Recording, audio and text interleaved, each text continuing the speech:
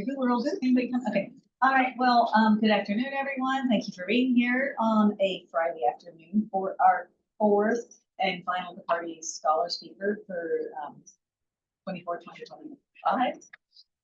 And I want to thank Teresa Longobardi for all the things that she has done this week leading up to her talk today. She has met with LAS faculty, Water Institute faculty, engineering, business, et cetera, et cetera. So she has had a busy and I'm the grateful one.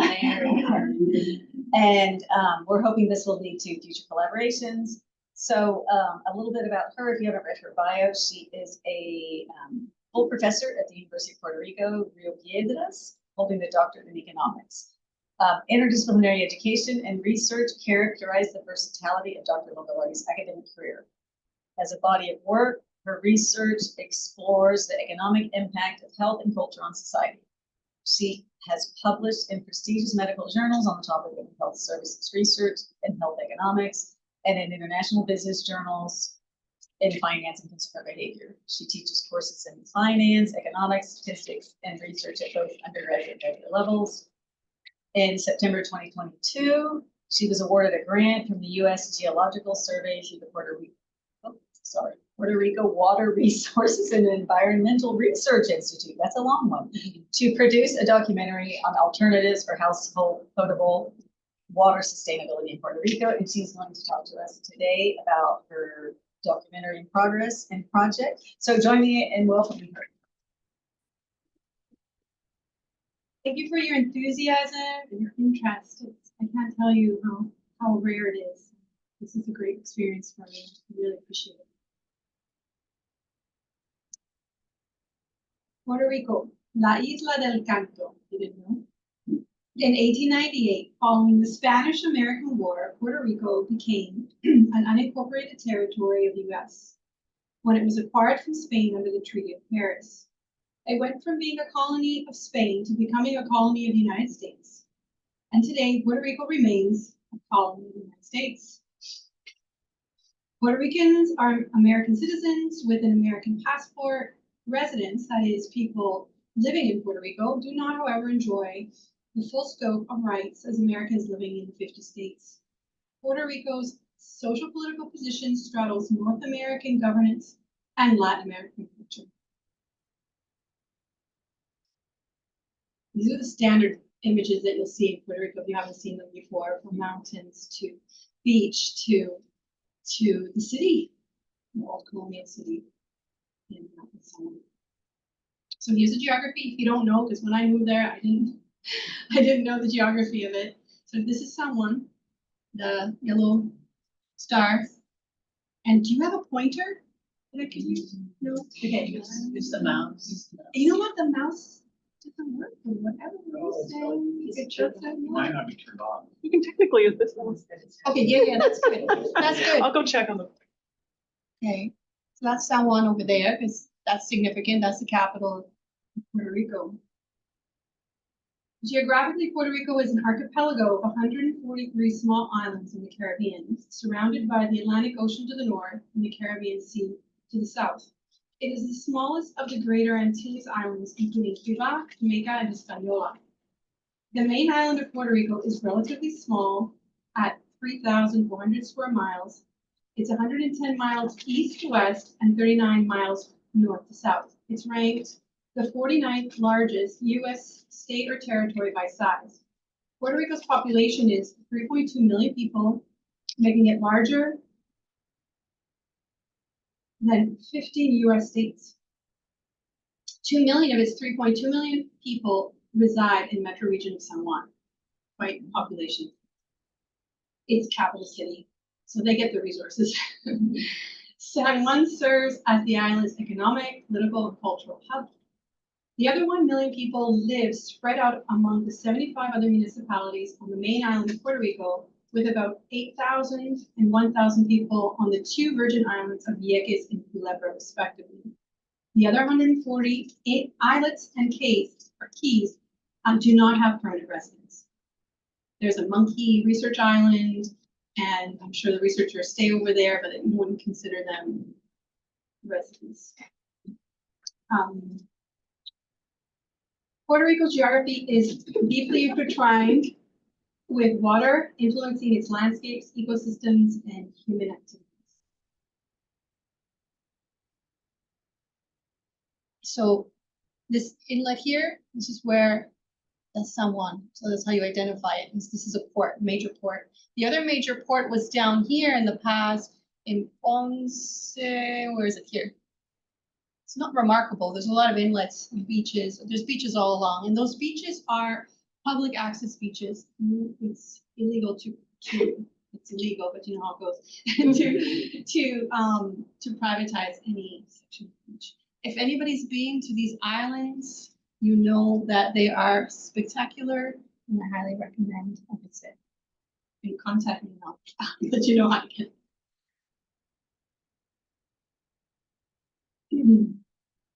Coastline and surrounding waters, the main island of Puerto Rico boasts a diverse coastline stretching approximately 300 miles around the island. So you could drive around the island's perimeter in about 6.5 hours, and I've done it.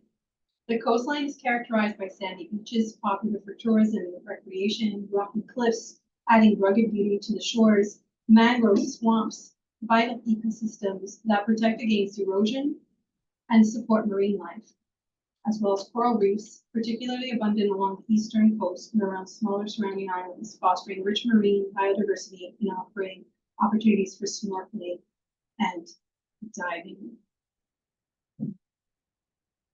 I almost died in a whirlpool right here.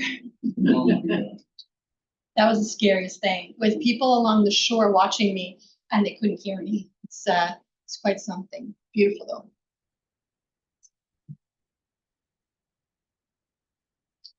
Okay, to cross to the other side of the island, you can drive along the coast, for instance, San Juan to Maya West, going from here all the way to over here. You can go around, but it'd be faster to cut through. But cutting through means you have to go through winding mountain roads.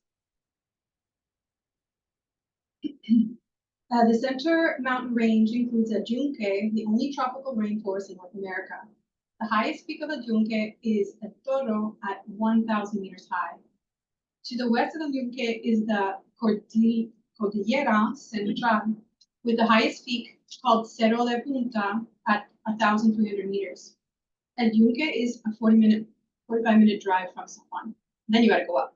And that's another thing. Depends how high you go, it's going to take you. And you can't enter with a car beyond a point.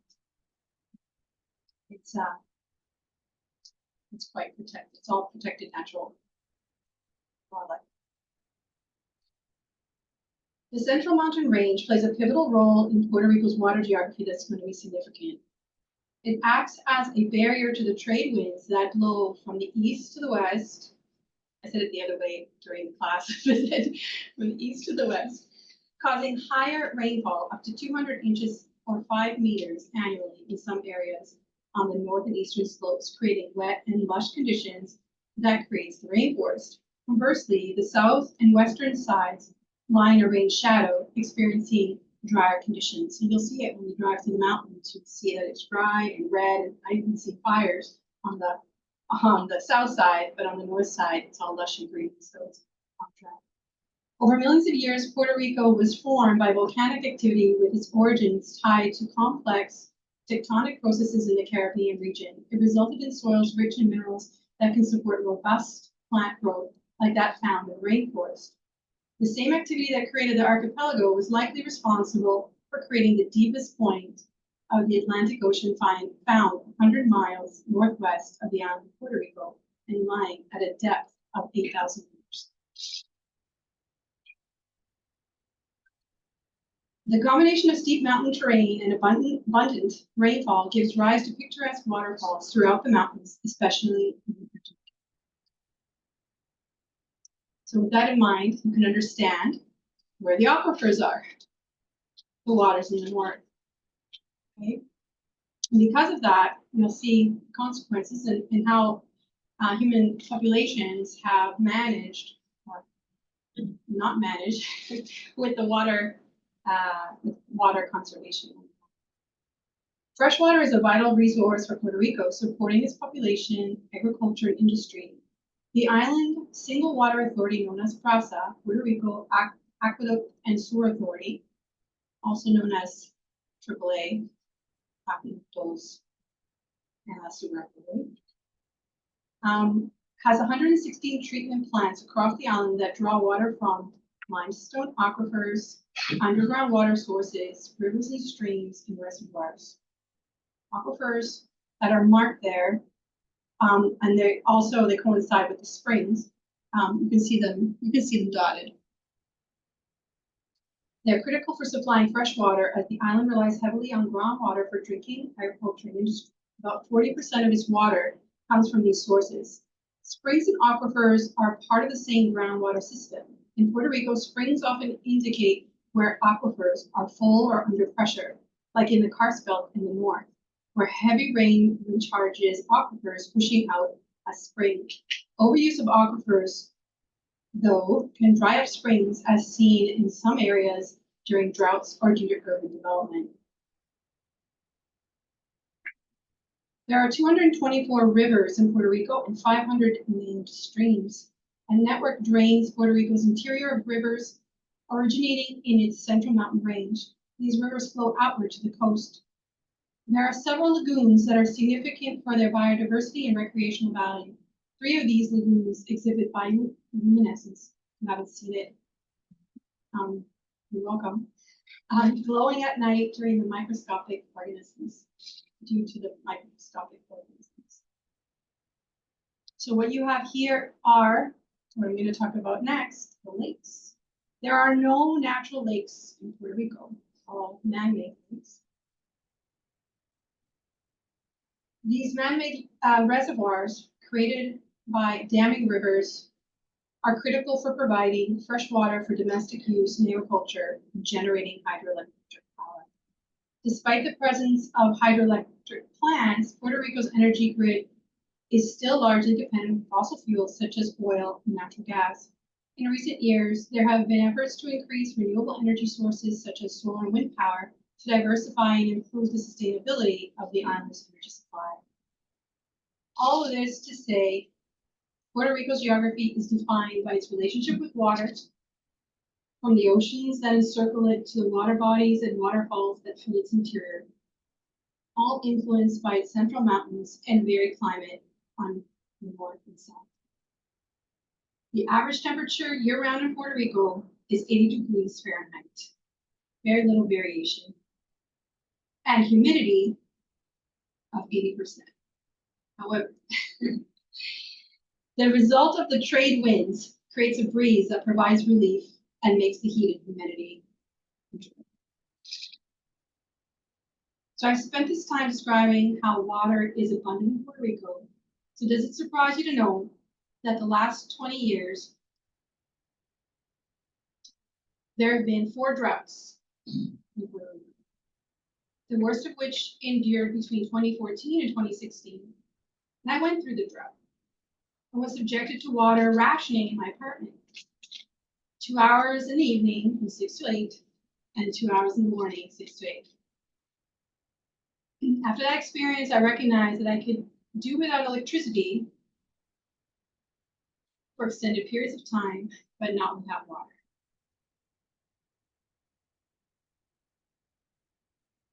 The 2014 onset wasn't a random fluke, but a convergence of natural cycles and regional vulnerabilities.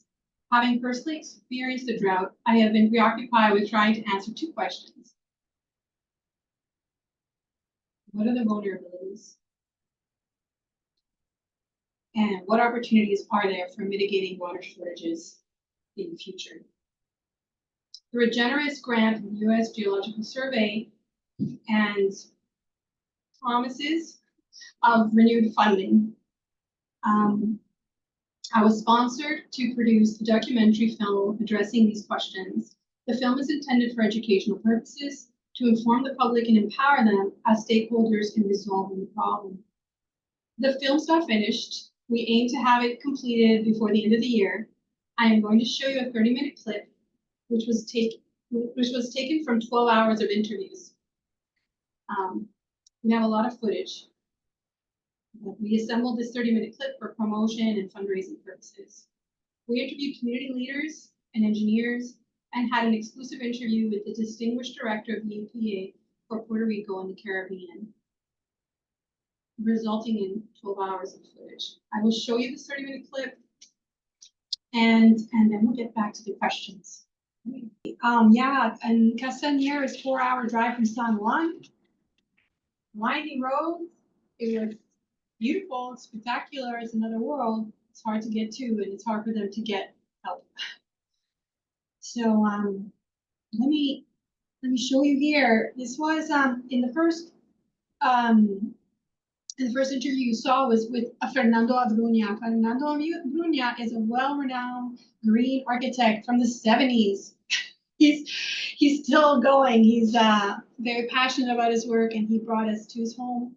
He has restored 30 homes in Old San Juan, and he actually combined 2 homes. And he has these artifacts like these. These are the original tanks in the homes that they can't use anymore. They have been. It's not illegal to use them, but you can get fined if you're found using them or charged or anyway. It's not like criminal.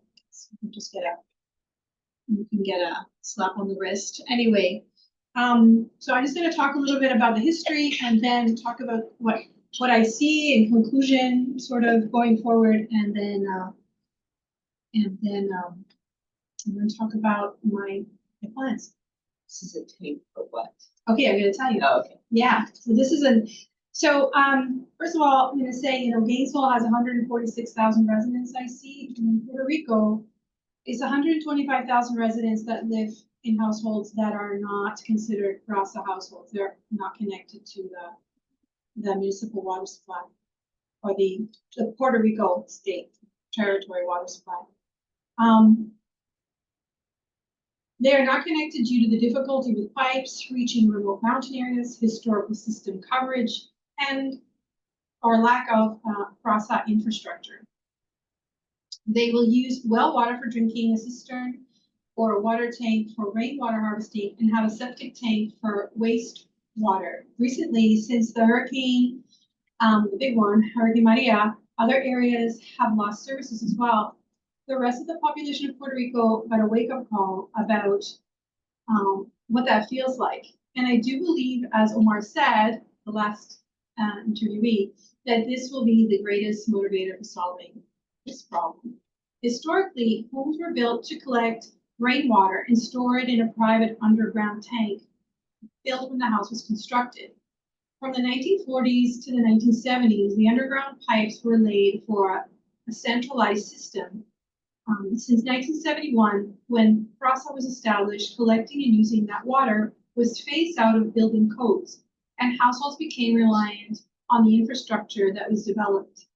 Education campaigns from Puerto Rico Department of Health discouraged private collection and usage, concerned about breeding microbes and mosquitoes, and did have the authority to require costly testing of those water sources for contaminants. In 1974, the Safe Drinking Water Act was passed following the Clean Water Act that just tested water at treatment plants and the groundwater. But then they started testing the treated water that would be potable water.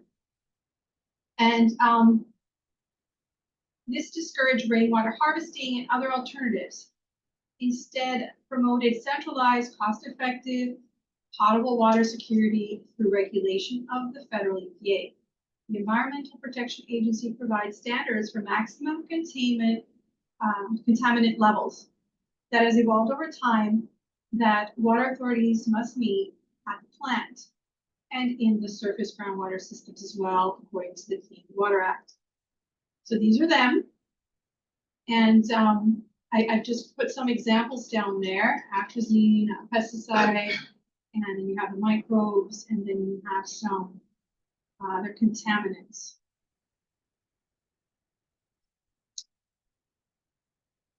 They also test for emerging contaminants. They monitor them, but they don't have a means in a scaled way to treat and eliminate emerging contaminants. You know all about emerging contaminants?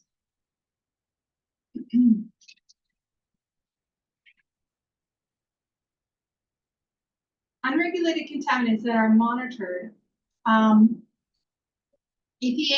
tracks them. They are threats under unregulated contaminant monitoring rule, including hormones, antibiotics, painkillers from pharmaceutical products. PFAS are lately very much more popularized. PFAS come from products that we never thought, well, anyway, couldn't have imagined, but yeah, lead to this in our air, in our groundwater, water, and that comes from like rain-resistant products, Scotchgard, furniture, and Teflon, and non-stick pans. These are known as, PFAS are known as forever chemicals. They don't get destroyed.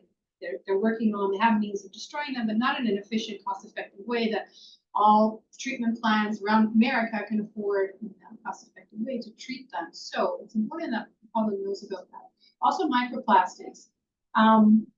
They're monitoring microplastics, and again, microplastics are in the air, in the water, and they're not treated at the plant. But the concerns are that studies are suggesting correlations of these emerging contaminants with poor health outcomes, including for PFAS, kidney and testicular cancers, and it's actually in the plants that they noticed people were getting sick, and that's what started the testing. And, I just wanted to mention one of our students is working on this. Right. Yes. It's very popular. They're studying it more intensely, and yeah, for sure. And there are, I will mention, there are ways you can deal with it in your home. And chronic exposure to microplastics having long-term health implications. Current treatment plants do not filter these out. There's currently no cost-effective way to do so at scale. However, there is technology developed to do this at the personal level. Reverse osmosis, combination carbon filters. Some are even certified are better than others. And UV light for sunlight can deal with these emerging chemicals in a way that not dealing with them at the treatment plant. People should be informed about the added health concern and to complement their service with this household treatment. And that's, Puerto Rico, that's worldwide. Okay, so 97% of Puerto Rico residents receive water that is compliant with the law through PRASA, but 3% rely on private wells and nearby water sources that are not regulated by PEPA because they're non-PRASA. Puerto Rico Department of Health and the Environmental Quality Board does not do routine or frequent testing, but are pretty much tasked with doing some sort of testing. And residents have to be aware they can be fined if they're not drinking, that they're not testing themselves. But it's a cost to households. So this is another problem we need to. This is okay. So here are the non-processed. So this was the map of the lakes. And besides the map of the lakes and the abundance of rainfall, we have this situation. These are non-processed. They're all over. It's not like in one area. They're all over. Notice in the north they're okay because they have the aquifers there. So recall the map of the water reservoirs. Notice the non-processed are all over the island, not in one single place. They include several municipalities plus the islands of Vieques and Culebra. Despite being near the water reservoirs, they do not obtain process service. So these people will use a well, they'll have some municipal source possibly, and they'll purchase bottled water. But bottled water is not a solution. Okay, it shouldn't be. That's a plan C maybe, or a plan D to use bottled water.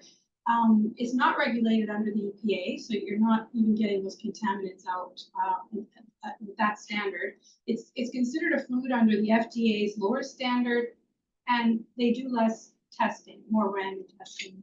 And any kind of test that's been done by independent people have shown that you have higher concentrations of those forever chemicals and emerging contaminants.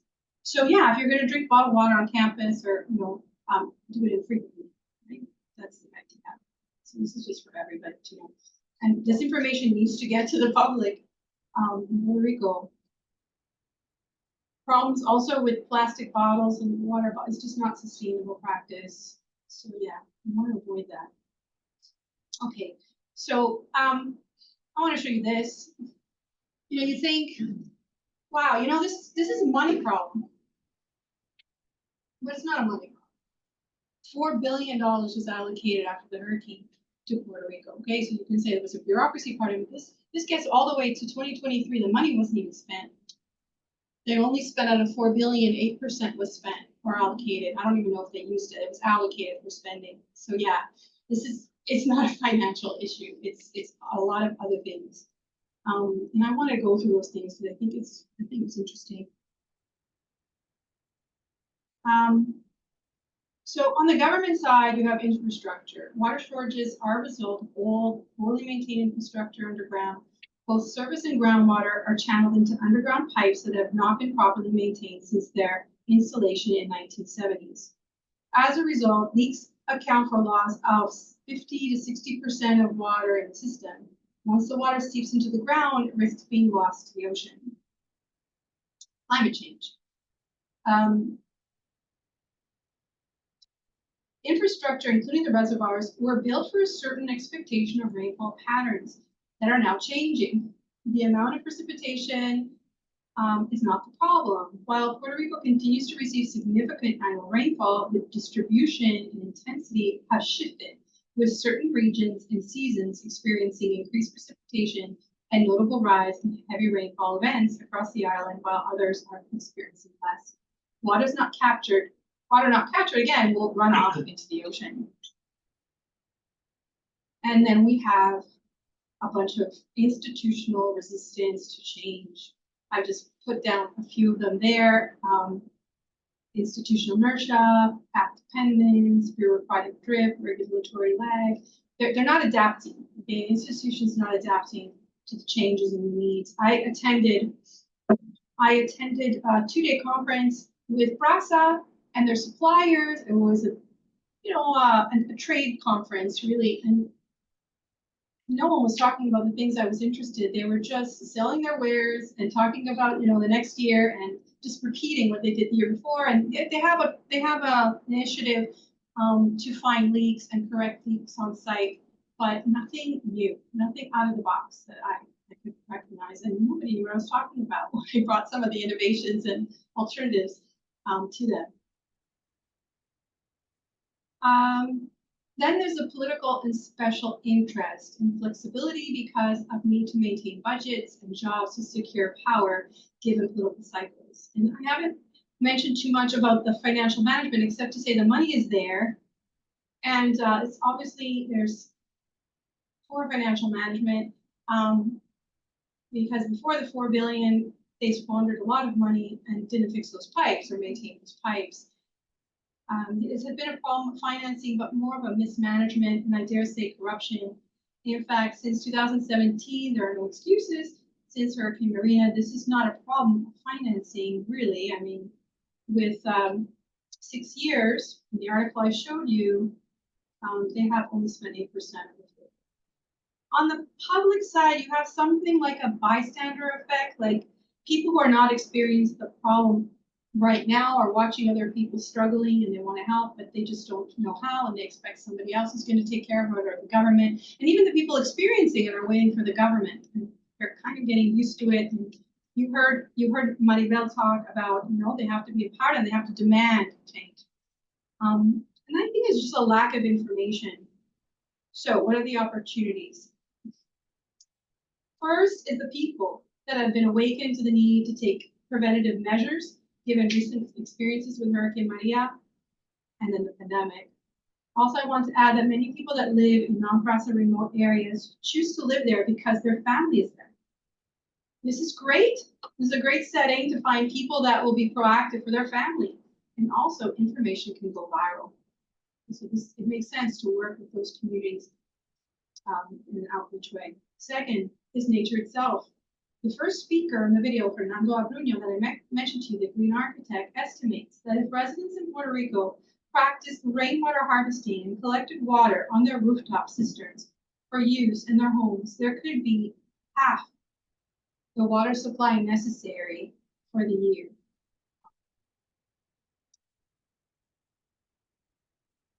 There was also to encourage him, and I'm not sure if he was part of it, I need to check back with him, but in the summer, I missed it, but a law was passed to remove a previous law that required homeowners who were setting up their cistern to feed water, filter water into the homes or into their toilets to help them flush.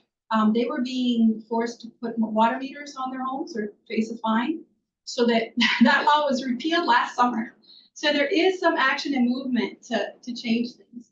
So I'm hopeful about that. After I experienced the drought and water rationing back in 2015, my husband and I were able to move to an apartment that was water and power secure, just a 5-minute walk from where we previously were living. Then I had a new challenge, keeping the water out. I learned about how humidity had to be monitored and managed in a closed space to avoid the destructive effects of 80% humidity. You probably all know about that. Coming from a dry and a cold climate in Winnipeg, Canada, I was not very naive. I had a lot to learn. I learned to leave the dehumidifier in the main area throughout the day and use my air conditioner in other areas. I got used to dumping water several times a day to restart my dehumidifier. It then dawned on me that as long as we had power source, solar or electrical, fossil fuel, we could make our water. And that water was virtually at our fingertips. That's when I began searching and I found out about atmospheric water generation as an alternative above ground source of water to complement the rainwater catchment. In combination with solar panels for energy, this could be the solution for people in remote areas. And I have a video. I'm really pulling my time. If you've not seen this, I think you probably have, no? I'm not going to be able to do the sound, but you guys. Let's see. Oh, can I do the sound here? No, it's going to mess up the. You can see. Oh, no, you can't see it at all. I have to share it.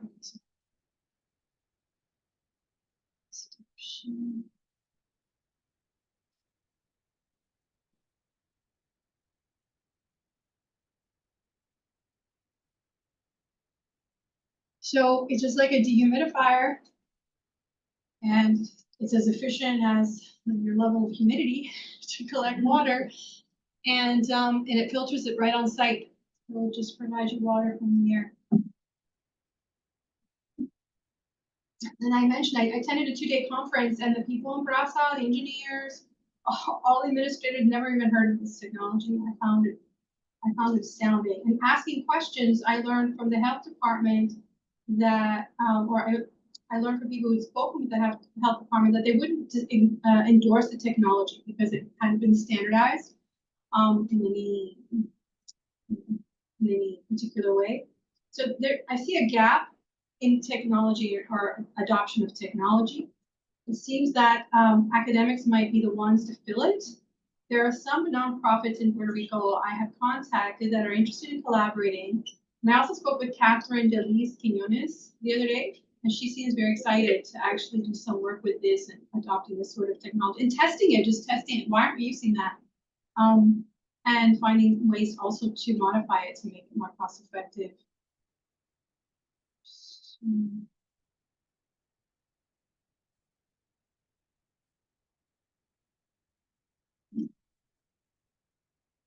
So in summary, in general, tapping the above ground sources of water through rainwater harvesting and atmospheric water generation could be done by the public and serve as a complement to underground water treatment and delivery. I imagine there will be resistance for many reasons I mentioned before, budgets, and I mean, if things don't go on the drain, process not charging a bill, and we have to deal with that. We need to harness the power of the grassroots movement to change the mindset. The government may eventually catch up. In summary, there are several timelines to consider: the immediate need of the public in the short term, preparedness for future extreme weather events in the near term, and in the long term, advocacy for dealing with emerging health threats. I believe a nonprofit is appropriate suited to provide a bottoms-up effort that can begin to resolve these problems. Vaso, Lleno, Puerto Rico was launched last year to meet the public need. The glass half full perspective represents optimism and a positive outlook on the issue. We want to focus on imagining solutions. The first phase in our work plan includes public education, flipping these documentaries, and making educational videos for the young and older about water scarcity and water quality conditions we are facing in Puerto Rico, and research to understand what motivates the public to take corrective action on their personal and community account. We also want to run a pilot in the early stages of the not-for-profit to test the atmospheric water generation unit in a non-profit community. We aim to empower ourselves and the public with the truth about water sustainability, believing the truth